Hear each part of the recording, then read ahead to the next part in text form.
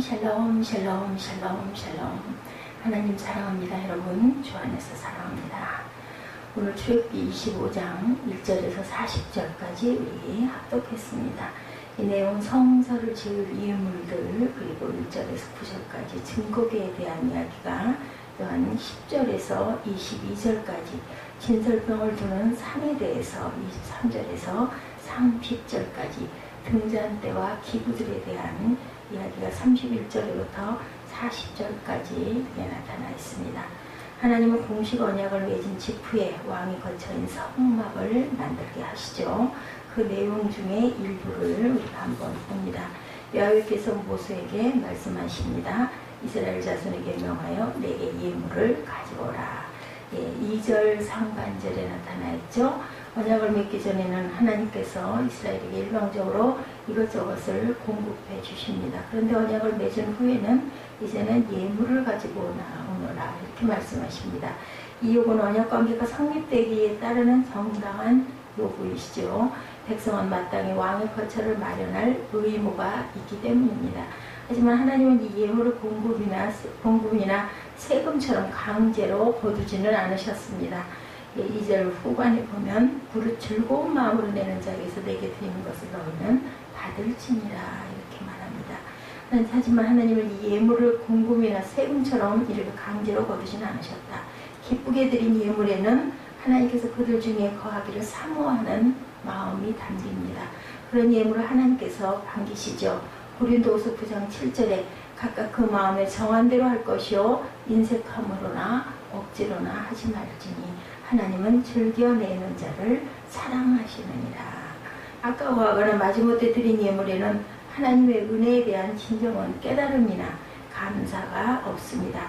그런 사람은 하나님의 정당한 요구를 바로의 착취처럼 여기겠죠. 언약을 취소하고 싶을 만큼 부담스러울 수도 있을 것입니다. 그런데 하나님께서는 받은 예물로 정하신 것들 3절에서 7절이죠. 이스라엘이 하나님의 은혜 때문에 소장할 수 있었던 물품들이었다는 겁니다. 너희가 그들에게서 받을 예물은 이러하니 금과 은과 놋과 청색, 자색, 홍색 실과 가는 배실과 염소 털과 붉은 물들인 순양의 가죽과 해달의 가죽과 조각목과 등유와 관유에 드는 향료와 분향할 향을 만들 향품과 호마노며 애복과 홍패에 물릴 보석이니라 이런 것들입니다. 출애굽할 때 하나님께서 애굽 사람에게 은금, 폐물과 의복을 구하도록 명령하셨고 이스라엘은 그 모든 물품을 오직 하나님 은혜로 얻었습니다. 출애굽기 12장 35, 6절에 이렇게 증거하죠. 예물은 이렇게 받은 은혜의 일부로 하나님께 감사를 표하는 것이었습니다. 드리는 마음이 당길만 해야 하나님께서 그 사람의 예물도 받아주시겠죠. 반갑지 않은 억지로 드리는 것이거나 더러운 것은 받지 아니하십니다. 하나님께 예물 드릴 기회를 놓친 그들은 안타깝게도 금송아지를 만들 때 그 예물을 그만 허비해 버려서 드리고 말았습니다. 32장 1절에서 4절에 보면 백성이 모세가 산에서 내려오니 더딤을 보고 모여 백성이 아론에게 이르러 말하되 일어나라 우리를 위하여 우리를 인도할 신을 만들라. 이 모세 곧 우리를 애굽 땅에 인도하여 낸 사람은 어찌 되었는지 우리가 알 수가 없다. 기다릴 수가 없다는 거죠. 소식도 없는 거야. 안 내려오니까. 아론이 그들에게 이르되 너희 아내와 자녀의 귀에서 금고리를 빼어 내게로 가져오라. 모든 백성이 그래서 금고리를 빼어 아론에게로 가져가매 아론이 그들의 손에서 금고리를 받아 부어서 조각칼로 새겨 송아지 형상을 만드니 그들이 말하되 이스라엘아 이는 너희로 애굽 땅에서 인도하여 낸 너희의 신이로다 하는도다. 그만 아론이 실수를 저질렀습니다. 하나님은 예물의 목적이 내가 그들 중에 거할 성소를 짓기 위한 것임을 분명히 밝히십니다. 8절에 보면 내가 그들 중에 거할 성소를 그들이 나를 위하여 짓되 공의와 자비와 능력과 지혜를 갖춘 통치자들을 모시는 일은 어느 민족에게나 너무 기쁜 일이죠. 천지를 창조하신 분이 그들 중에 거주하시겠다는 것은 황송한 은혜입니다. 그분의 처소를 마련하는 것 자체를 영광스러운 일로 생각해야 마땅하다. 그런데 그런 은혜를 누리기 위해서 반드시 고려해야 할 점이 있었는데 9절에 물은 내가 내게 보이는 대로 장막의 식양과 그 기구의 식양을 따라 지을 것이니라 이렇게 말씀하고 있습니다. 9절이죠. 성소는 하나님께서 우리와 함께 하신다는 진리를 보여주는 상징입니다. 영적 진리를 드러내는 상징물은 반드시 하나님의 계시하신 양식대로 만들어야 될 것이다. 인간이 임의로 만든 상징물은 영적 진리를 왜곡할 수밖에 없기 때문이다. 자기 백성과 함께 거하시는 하나님의 장막은 천상에도 있다고 계시록 21장 3절에 나타내고 있습니다. 모세에게 보이셨던 장막은 하늘에 있는 것들의 모형이며 참것의 그림자이죠. 히브리서 9장 23, 4절에 그러므로 하늘에 있는 것들의 모형은 이런 것들로서 정결하게 할 필요가 있었으나 하늘에 있는 그런 것들은 이런 것들보다 더 좋은 제물로 할지니라 이렇게 증거합니다. 24절에도 그리스도께서는 참것의 그림자인 손으로 만든 성소에 들어가지 아니하시고 바로 그 하늘에 들어가사 이제 우리를 위하여 하나님 앞에 나타나셨다라고 증거합니다. 모형은 처음부터 개혁할 때까지 약속하신 자신이 오시기까지만 있도록 이렇게 계획되어 있었다. 히브리서 9장 10절이죠. 갈라디아서 3장 9절에도 19절에도 그런즉 율법은 무엇이냐? 범법함으로 더하여진 것이라 천사들을 통하여 한 중보자의 손으로 베푸신 것인데 약속하신 자손이 오시기까지 있을 것이라. 약속하신 자신이 오시기까지, 예수 그리스도가 오시기까지 있을 것이다. 히브리서 9장 10절에도 이런 것은 먹고 마시는 것과 여러 가지 씻을 것과 함께 육체의 예법일 뿐이며 개혁할 때까지 맡겨둔 것이라고 이렇게 확실하게 증거합니다. 하나님께서 통치하시는 나라의 이상이 성취되는 원형의 시대에는 모형의 기능과 상징은 필요하지 않기 때문이다. 예수님은 성막의 기능과 상징했던 바를 모두 성취한 원형입니다. 요한복음 2장 21절에도 그러나 예수는 성전된 자기 육체를 가리켜 말씀하신 것이라. 그래서 그분께서 구속사역을 다 이루셨을 때 성소의 휘장이 찢겨나가죠. 마태복음 27장 51절에 이에 성소 휘장이 위로부터 아래까지 찢겨져 돌이 되고 땅이 진동하여 바위가 터지고 하나님의 장막은 모형이든 원형이든 하나님께서 우리와 함께 하신다는 임마누엘의 진리를 보여준다고 마태복음 1장 31절에 증거하십니다.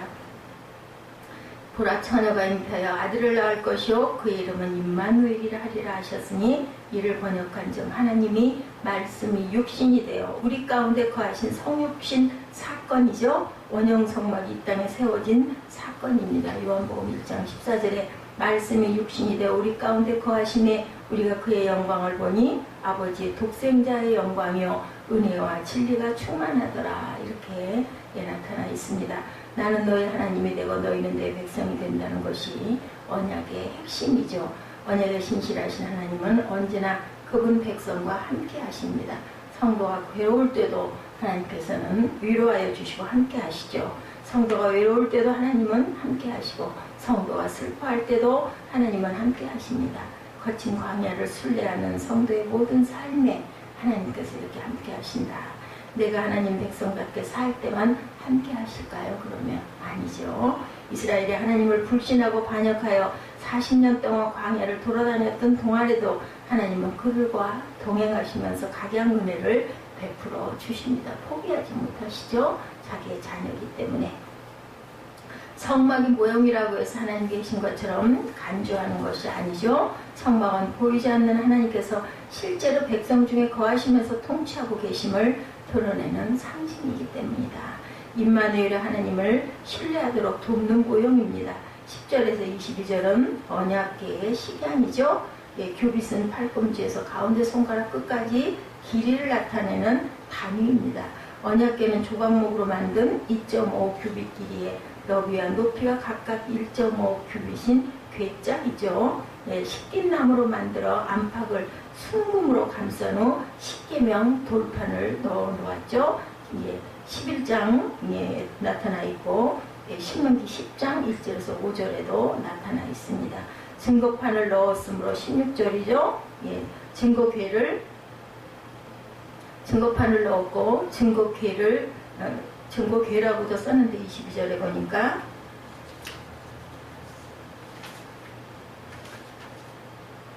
거기서 내가 너와 만나고 속죄소 곧 증거궤 위에 있는 두 그룹 사이에 가 이스라엘 자손을 위하여 내게 명령할 모든 일을 내게 이르리라 이렇게 22절에 증거하고 있습니다.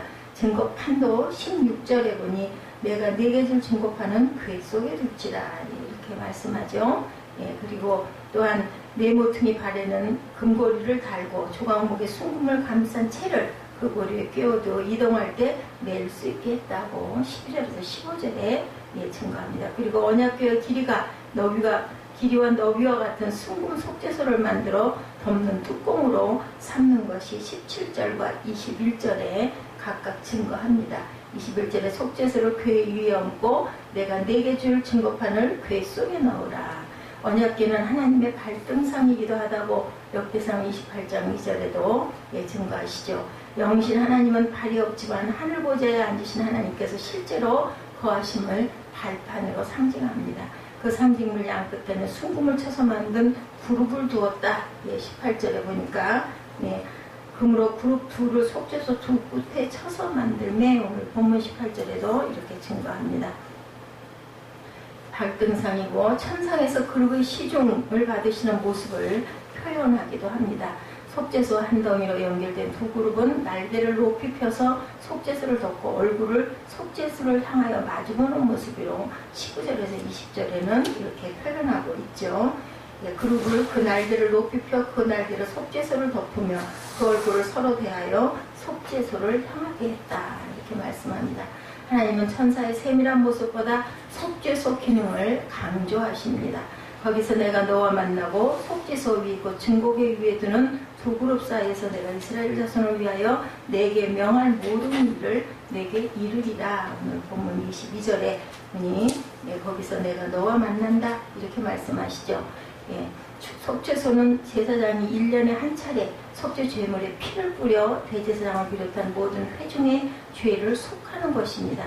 예, 죄인이 드나들어 부정하게 된 성소도 속죄소에 피를 뿌려 정결하게 했다라고 레위 16장 11절에서 16절에도 기록되어 있습니다. 예, 이 일은 굉장히 중요하죠. 속죄소가 없다면 죄사함도 없고 성소 자체가 부정해서 제사 기능을 할 수 없기 때문에 아주 중요합니다. 하나님은 속죄소에서 중보자 모세도 만나시고 이스라엘 자손을 위하여 말씀하시겠다고 이렇게 말씀하셨죠.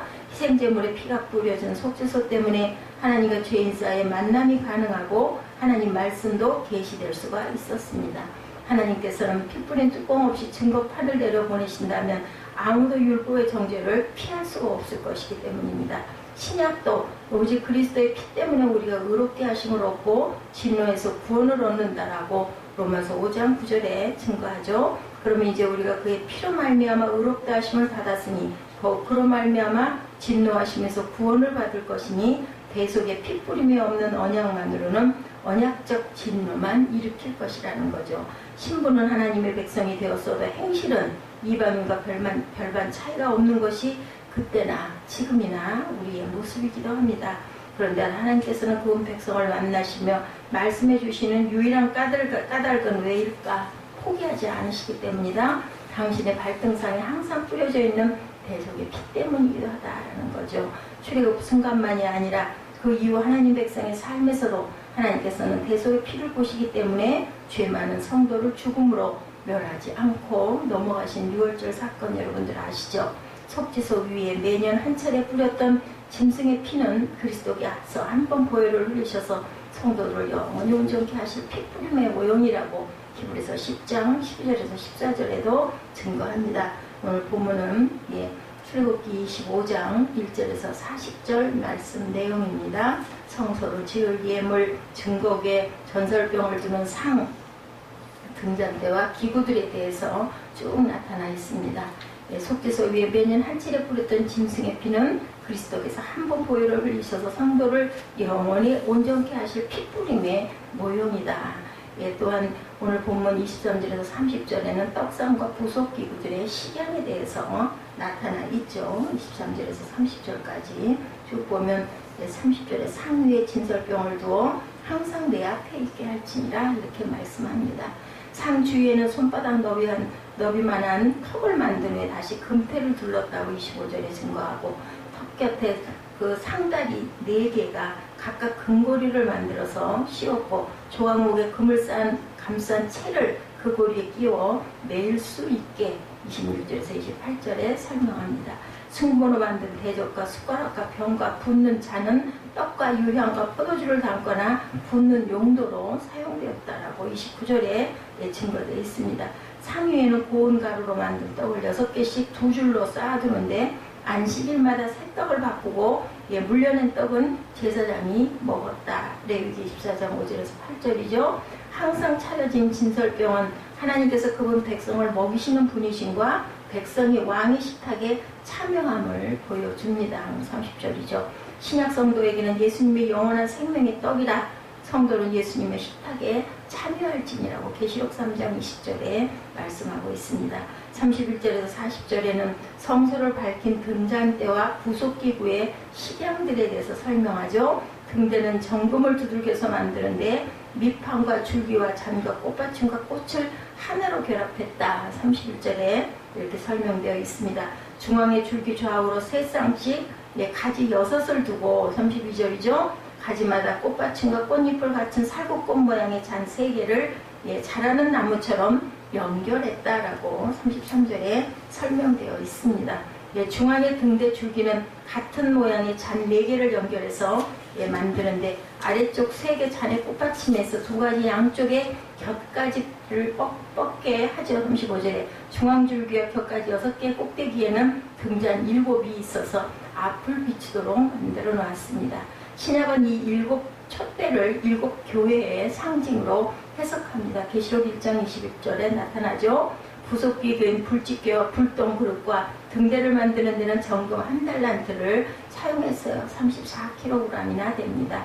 성소나 성소기구의 양식은 독자의 호기심을 충분히 만족하게 해주지를 않습니다. 중요한 형태만 알 수 있을 뿐 정확하게 재현할 만큼 자세한 설계도도 아니었고 왜 그런 모양으로 만들게 하셨는지도 설명하지 않으셨습니다. 신약시대에도 이런 식양들의 의미를 낱낱이 헤아릴 수가 없다고 히브리서 9장 1절에서 5절에 나타납니다. 그러니 기구들의 수치와 재료가 무엇을 상징하는지를 기발하게 상상해내는 일은 성경을 벗어나는 위험하고 불건전한 해석이기도 하다. 다만 원형인 그리스도의 어떠하신과 사역을 드러내기 위한 모형인 것은 분명하므로 성령의 영감을 받은 선지자들과 사도들의 해석을 따라서만 조심스럽게 의미를 우리가 헤아려야 한다. 이 모든 기구는 반드시 하나님께서 보인 식양대로 만들어야 한다고 40절에도 증거합니다. 그 식양이 거룩하신 하나님께서 백성 중에 거하고 만나고 말씀하실 수 있는 유일한 식양이었기 때문이라는 거죠. 천국은 산꼭대기에 올라갈 길이 많은 것처럼 하나님께 나아갈 길도 다양하다고 말하지 않습니다. 구약이든 신약이든 하나님께서 보이신 방법만이 그분께 나아갈 수 있는 유일한 방법이다.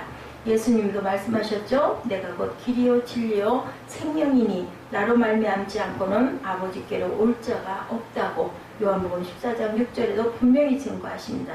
하나님께서는 마지막 날인 신약시대에는 오직 예수님을 통해서만 그분 백성 중에 거하시고 만나시고 말씀하신다는 거죠. 주님만이 영원한 성도의 거처시라고 시편 90편 1절에도 증거합니다. 신약의 성도는 원형의 시대를 누립니다.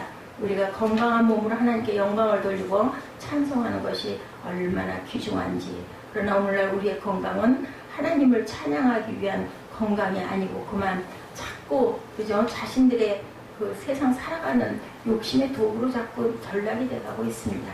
백성들은 언약의 법에서 자꾸 멀어져 가고 초창기에 뚜렷했던 언약의 정신이 자꾸 흐려만 갑니다. 결국 그들은 언약을 파기하는 죄를 범하였고 하나님의 소유된 백성으로서의 정체성을 상실하고 맙니다.